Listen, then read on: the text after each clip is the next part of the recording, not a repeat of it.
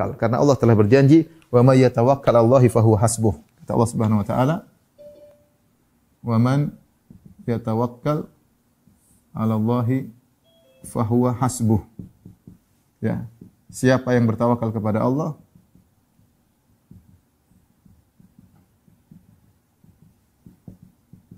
maka Allah cukup baginya, maka cukup Allah baginya.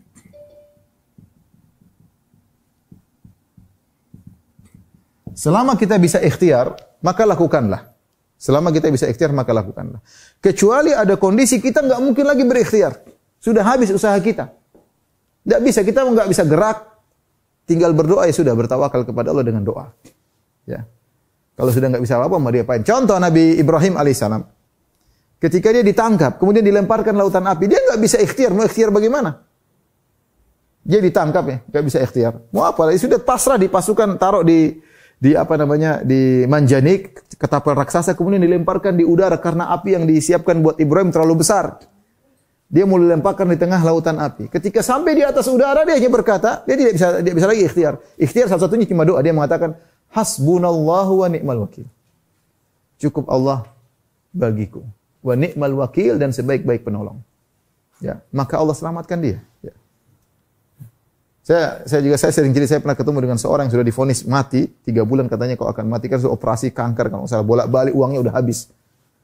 Ketika divonis akan mati, dia tahu dia harus bertawakal kepada Allah. Sampai ada seorang wanita nasihati dia, "Pak, kalau mau ini ya coba tinggal usaha terakhir, salat malam jangan ditinggalkan, puasa sunnah, ada sebagian rezeki yang mungkin tidak cukup lagi untuk bayar operasi, sudah sedekahkan sebagian." Dia kerjakan, kata dia, "Ustaz, setelah saya divonis mati 3 bulan, saya salat malam, saya puasa, kemudian saya sembuh total." Saya sembuh total setelah divonis mati 3 bulan. Kenapa Allah berikan dia pertolongan ketika? Karena ketika itu tawakalnya sudah 100%. Sebelumnya dia ada tawakal tapi masih bergantung kepada dokter, masih bergantung kepada obat. Itu perlu dilakukan ikhtiar maksimal, tapi yang jadi masalah hati kita harus kita atur 100% kepada Allah.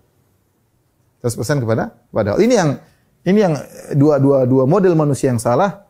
Yang satu hanya bertawakal tidak ikhtiar, ya. Oh, tidak ada corona, tidak ada virus, nggak apa-apa. Nanti kalau kita pergi virusnya kabur. Ini ngawur. Ini namanya tidak ikhtiar. Ini ngawur. Allah punya sunnatullah yang berlaku. Ada penyakit jangan didekati, itu goblok namanya. Ya. Penyakit ada jangan tidak ada keterpaksaan, tidak ada darurat, kenapa harus didekati? Ada macan, yang bilang macan, ya dekati aja. Enggak, kamu kalau dimakan macan salah. Kamu jangan mukhatarah, jangan kau wala tulqu bi aidikum ila tahluka, kata Allah, jangan kau biarkan dirimu lemparkan dalam kebinasaan.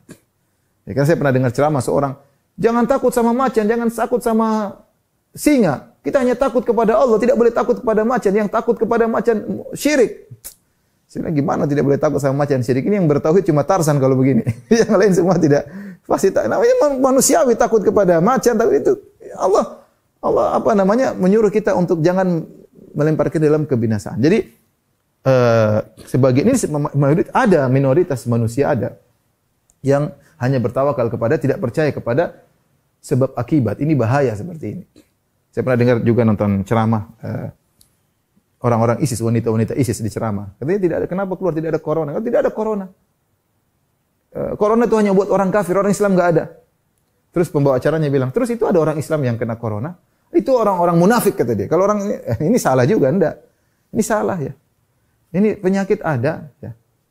Sebagaimana taun dulu juga ada. Bahkan sahabat-sahabat meninggal karena taun dan macam-macamnya. Jadi jangan hanya bersandar tanpa ikhtiar. Ini kelompok yang salah dan ini minoritas. Minoritas. Kebanyakan orang percaya akan ada corona. Kebanyakan bilang konspirasi macam-macam. Oke. Ya saya pernah ngobrol sama seseorang, orang alim juga. Kata dia, Firman, saya tidak percaya dengan corona. Ini konspirasi. Saya bilang, iya ini konspirasi. Taruhlah kau bilang konspirasi. Saya bilang konspirasi yang berhasil. Ya sudah. Konspirasi yang berhasil mau diapain? Ya udah kita tinggal cari obat, selesai. Kita dibohongin ya sudah. Kita dibohongin terus mau diapain? Ya penyakitnya ada orang pada mati kok. Ya.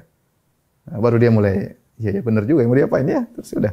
Mau konspirasi, mau apa ya sudah. Pokoknya ada penyakitnya. Mau kita dibohongin, mau dikerjain ya sudah. Mau diapain? Ya. Ini perdagangan untuk dan macam-macamnya. Jadi tidak boleh hanya tawakal tanpa ikhtiar. Yang banyak orang terjebak yang kedua, yaitu ikhtiar tanpa tawakal. Ini lebih banyak orang seperti ini.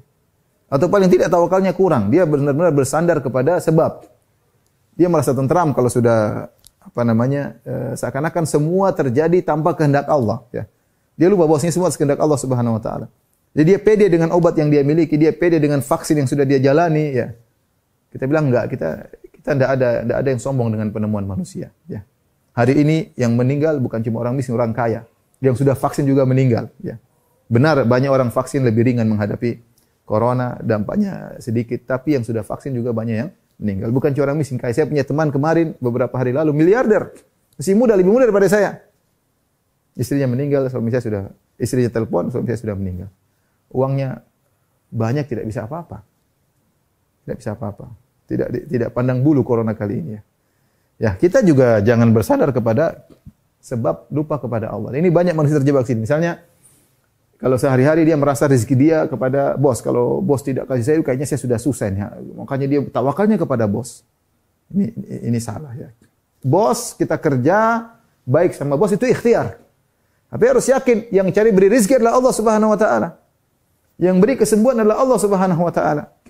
Yang beri kesembuhan adalah Allah Subhanahu Wa Taala. Kalau Allah tidak berkehendak, tidak akan kena. Kalau berkehendak pun sudah berusaha semaksimal mungkin, sudah pakai APD, sudah ini, tetap kena. Tetap kena. Ya. Ada juga yang, ya dia sudah bertawakal mau diapain. Contoh teman saya. Dia mendapati kasus, saya sering cerita berulang-ulang kisah ini. Jadi, ibunya sendiri meninggal. Tidak ada yang ngurus kecuali dia. Dia terpaksa, dia bukannya tidak percaya sama corona. Dia percaya, tapi mau siapa lagi yang mau ngurus. Dia yang ngurusin. Berdekatan sama ibunya, sampai ibunya meninggal kena corona dan dia selamat. Kemudian dia ngurus mertuanya. Ibu mertuanya, dia urusin. Sampai meninggal kena corona, dia juga selamat. Dia urusin bapak mertuanya. Sampai mertuanya meninggal dan dia selamat dan dia tidak terkena corona. Ya. Dan itu terjadi. Ya. Ada sebagian teman juga dokter, dia positif. Padahal dia sudah tidur berhari-hari sama istrinya 3 hari. Istrinya negatif. Ini mau saya kita orang Islam yang benar meyakini dua-dua. Sebagaimana Hajar. Hajar, siapa yang ragu tentang kesolehannya? Istri Nabi kok, masa Allah tinggalkan? Masa Allah tinggalkan istri Nabi? Anaknya akan jadi Nabi. Ismail akan jadi Nabi. Ini orang hebat. Dan Allah sudah mengatakan kepada Ibrahim, fabasyarnahu bigulamin alim. Kami akan bigulamin halim. Kami beri kabar gembira kepada dia tentang seorang anak yang sabar. Itulah Ismail. Akan menjadi seorang rasul. Ini istrinya Nabi Ibrahim. Tapi apakah Hajar kemudian pede karena saya istrinya Nabi, ini anak saya akan jadi seorang Nabi, kemudian dia santai saja, kemudian hanya menangis-nangis di situ berdoa? Tidak, dia berusaha. Dia berusaha, tapi dia punya keyakinan. Allah tidak akan meninggalkan dia. Itu yang susah. Inilah yang saya bilang, 100% ini susah kita dapatkan. Siapa yang sudah mencapai 100%, insya Allah Allah akan mudahkan urusannya. Tapi kita terkadang cuma 5%, 10%, 20%.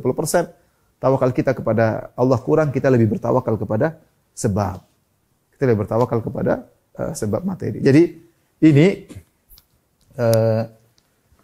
kiat pertama yang harus hendaknya kita perhatikan adalah ketika kita menghadapi problematika, tawakal kepada Allah Subhanahu wa taala.